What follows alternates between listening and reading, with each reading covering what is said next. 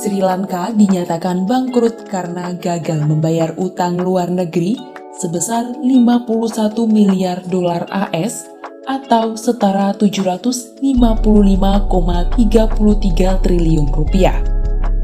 Ekonomi Sri Lanka pun runtuh usai berbulan-bulan mengalami kekurangan makanan, bahan bakar, dan listrik. Namun, kebangkrutan tersebut bukanlah kebangkrutan negara yang pertama kali terjadi. Sejumlah negara lain juga pernah dinyatakan mengalami kebangkrutan. Yunani menjadi korban pertama krisis finansial global pada 2007 hingga 2008. Negara ini gagal membayar utang atau disebut default pada tahun 2010. Hal ini berimbas pada negara Uni Eropa lantaran mereka harus membantu perekonomian Yunani.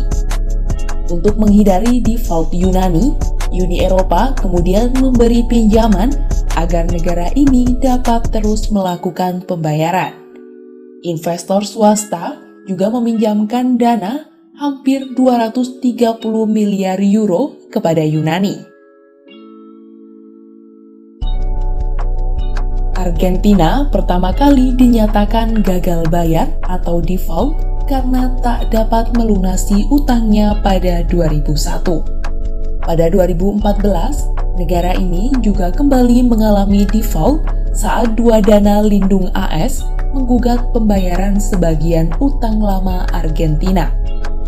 Pemerintah Argentina kemudian mengajukan pinjaman sebesar 56,3 miliar dolar AS ke Dana Moneter Internasional pada 2018. Presiden Venezuela Nicolas Maduro mengatakan bahwa negaranya tak akan mengalami kebangkrutan pada 2017. Namun nyatanya Venezuela justru harus terlilit utang sebesar 150 miliar dolar AS kepada China dan Rusia.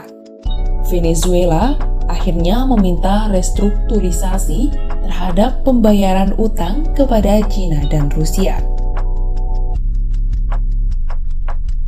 Ekuador diketahui menolak membayar utang pada 2008 kepada AS. Padahal sebenarnya negara ini mampu membayar utang senilai 10 miliar dolar AS. Namun, pemerintah menganggap utang dari dana lindung asal AS tersebut tak bermoral. Utang negara ini disebabkan oleh korupsi yang dilakukan pemerintah di periode sebelumnya. Sedangkan pada kuartal 4 2021, ekonomi Ekuador terus tumbuh mencapai 4,9%.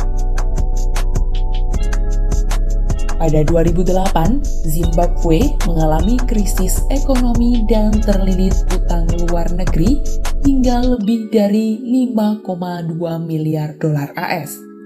Negara ini juga mengalami hiperinflasi dan menciptakan rekor inflasi tertinggi di dunia. Per Mei 2019, Zimbabwe kemudian berutang kepada IMF sebesar 138 juta dolar AS dan Bank Dunia sebesar 678 juta dolar AS. Namun, pada Mei 2022, negara ini kembali mengalami hiperinflasi mencapai 131,7% atau naik 96,4% dari April lalu.